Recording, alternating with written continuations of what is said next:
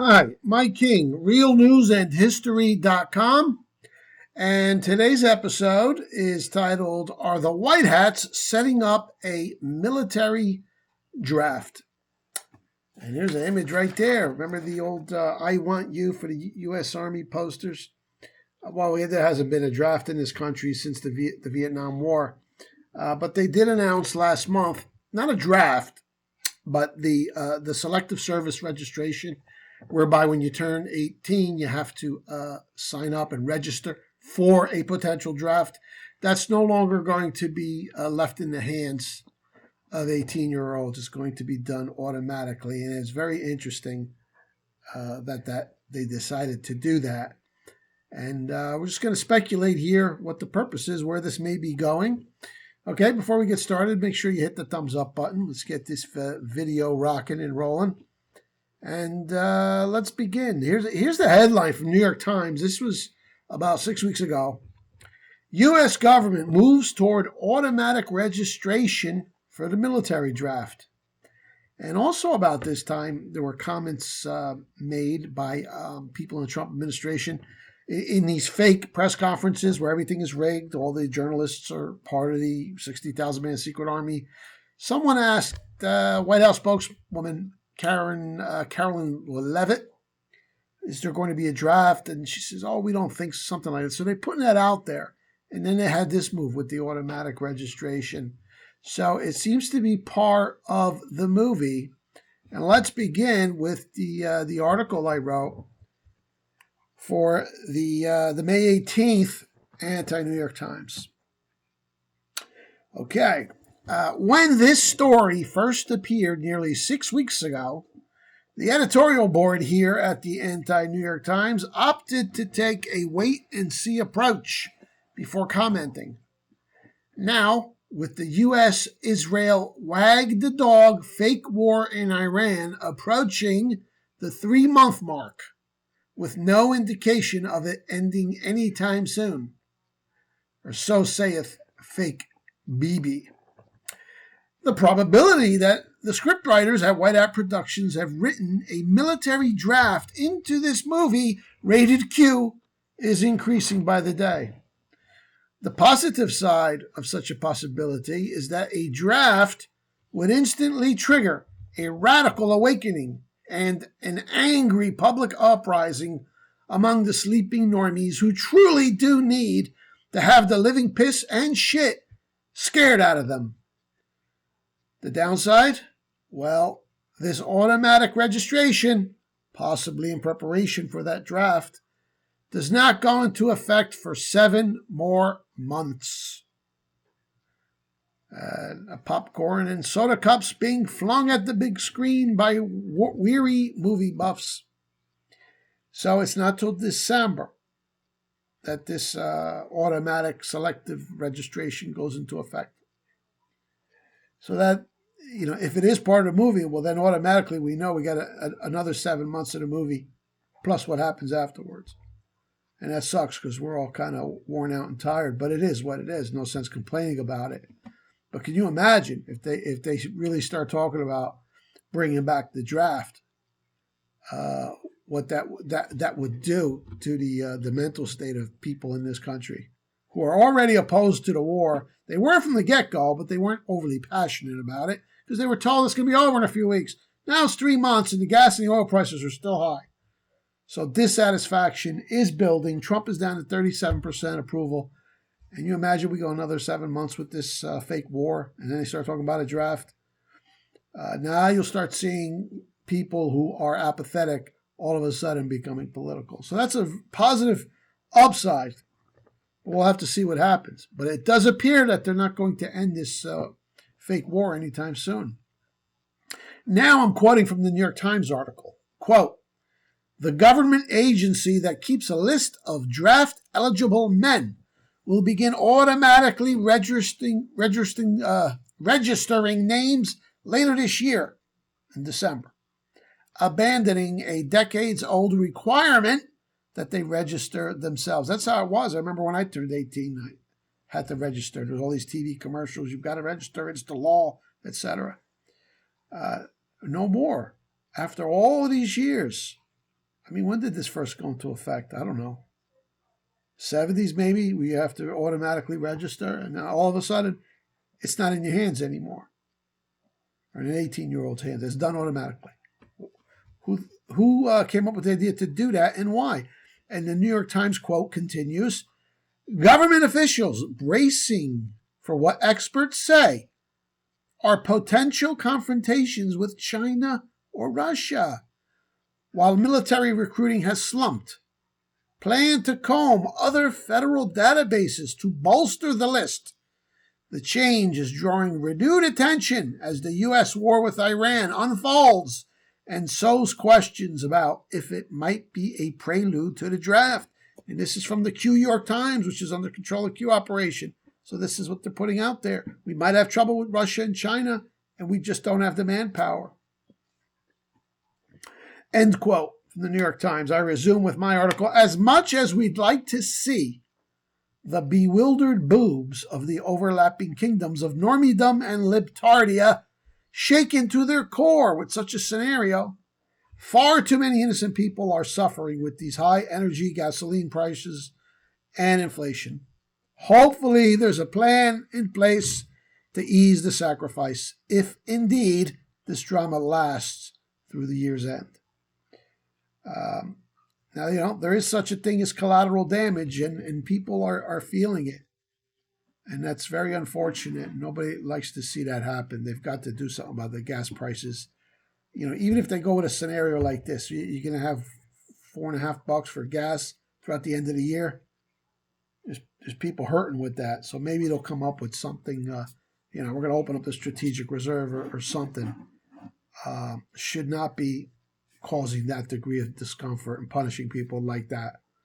Okay, although if they did go with this scenario, it would be very powerful in the end. And here's a headline right there, military.com. I'm going to show it to you. Military.com. This is the military. Could the U.S. bring back the draft? Who would be called first and who qualifies? Why is the Trump Q military putting out a headline like that? Another indicator. I'm not saying that there's definitely going to be a draft, but these are like road marks. Got to keep your eye on it. Again, in the context of the movie. The idea that the war's fake. They're not going to send your kids over there to get killed, but it's part of the scare event, is what I'm saying. And boy, that would not go over well with today's softer young generations and their parents. Oh boy, that would just trigger such an uproar. And by that time, people already are linking this war to Israel. So can you imagine if this continues, it goes on, and they start talking about a draft and your kids dying for Israel? Oh, that would be beautiful. Let's see what happens. I'm just trying to read these indicators and what they mean, because there's a reason for everything. So why did they change the registration like this? Why this continuing and growing chatter of the possibility of a draft? There has to be a reason for it. We'll see what happens. Continue with the article. It took 2 years of Wag the Gaza to turn the approval numbers of the historically unassailable SLS. That's the shitty little state. As you know, my term of endearment for Israel. Their approval numbers are now upside down and still falling.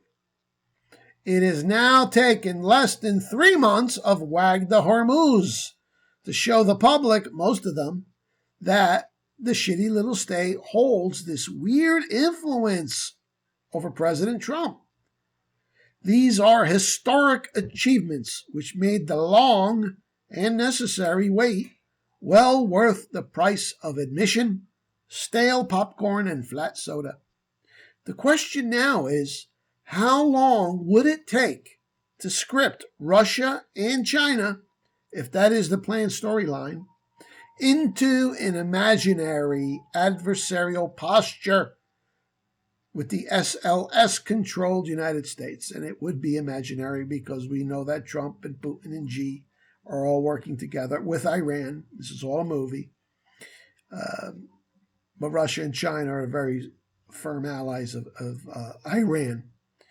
So if they're going to script that kind of scary scenario where we come into an adversarial posture with Russia and China, it's going to take a little while. Is that why the never-ending wag the Ukraine is being kept?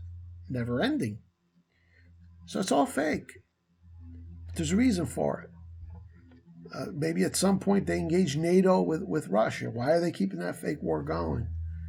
I really believe we're destined towards a scary and dramatic climax. Unfortunately, it's not going to be for a while. Now would be a good time to remind you guys of what your favorite historian here published in 2025 at the very end of Planet Rothschild Volume 2. By the way, my Planet Rothschild, this is like my epic magnum opus here. 2 volumes, 600-something pages in all. I published this in 2015. Got holocausted from Amazon. So these 2 are on Amazon. There's another one people ask me about. I can't find Planet Rothschild. Now, you go to realnewsandhistory.com, look at the books and PDF section, or to Mike King University. If you want these in physical form, you just send in the inquiry form and I'll send you an invoice. Or it's also part of the $29 PDF package, which gives you all 35 of my books. $29, all in the description box below. But that was 2015. I can't believe it. 11 years ago. This is what I published at the very end of Volume 2 of the 2-volume set when I was totally black-pilled at the time. Okay? I didn't know what to make of this guy coming down the escalator in New York. You know, I'm totally black-pilled. I'm just assuming Hillary's going to be the next president and it's game over. So this was my 2015 forecast, and I'm going to read it to you. And all of this was averted thanks to the Q operation. But remember, the game of the movie here is to reenact and replay those things that the deep state globalist NWA cabal would have done. Okay. So I'm quoting from Planet Rothschild, Volume 2. Again, this is 2015. Based upon our study of the past and our assessment of the present, we can confidently forecast that some or all of the following events are coming in the near future, between 2015 to 2025. All we can do is prepare ourselves to cope financially, personally, and emotionally. Total blackpilling here. But here's what I forecast. Hyperinflationary economic meltdown. Rioting, violent unrest in the streets. Massive false flag attacks. Nuclear. Martial law declared. A war with Syria or Iran or Pakistan. Confrontation or limited war with China. Confrontation, limited war with Russia. Starvation, disease, mass panic, and Israel kills off the last of the Palestinians and ethnically cleanses Palestine. End of flashback. That's what I wrote. Thankfully, that gloom and doom black pill prophecy set forth in 2015 was averted thanks to the efforts of the Q operation. But the White Hats may be replaying it as a make-believe climax to the film, because that is exactly what the deep state was going to do. So if the White Hats are going to replay that, well, you've got your fake war with Iran already. And at some point you engage China and Russia. At some point a fake false flag implicating Israel. You see what I mean? That's the objective here, is to show the people what would have happened. And if indeed they're going to go all the way with a World War III scare with China and Russia, then necessarily that would take some more time. You know, you could argue whether or not all of this is overkill or is it unnecessary. I mean, I kind of feel you got these sons of bitches with the child porn and the rape, and just start rolling that out. But this is the military. They go for total obliteration. So they're going to advance on several fronts kind of at the same time with all of these stories. And this will tie into Epstein too.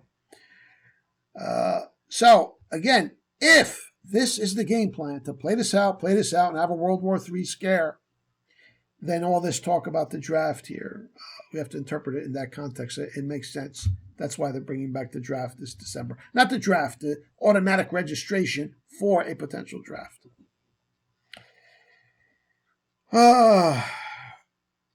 There's no sense pissing and moaning about the timeline over which we have no control. So bring on the draft. See, this is understandable. People watching a movie and it drags on and on. They're frustrated. They're bored. I get that way too sometimes. That's natural. We thought it would be over by now, but now they're still developing new scenes. White Hat Productions is. That's understandable. This is not. You don't leave the theater. Those are sunshine patriots leaving the theater, getting black-pilled, getting all negative. For what? Okay? They saved our lives, Trump and the Q operation. I certainly wouldn't be here having this conversation with you had it not been for the Q operation. But beyond that, a lot of us would be dead because they would have rolled out a real deadly COVID virus, a genocidal vaccine, a World War III. I mean, that's what they're going to do to us. We've been saved from that. And you're going to give up now? Okay. So that's my point. Yeah, we're tired. You could be a little frustrated with the length of this thing. But you have no choice. You have to endure and carry on. Don't leave the theater and start bad-mouthing Trump or even questioning Trump in the Q operation. Okay?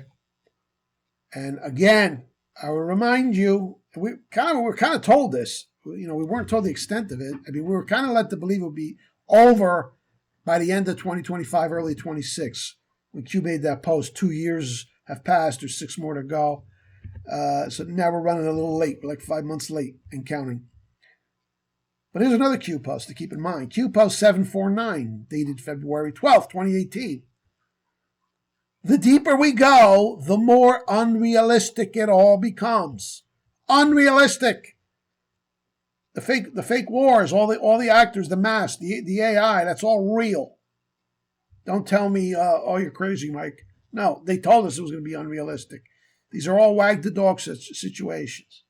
Deeper we go, the more unrealistic it all becomes. The end won't be for everyone. That's where we are right now.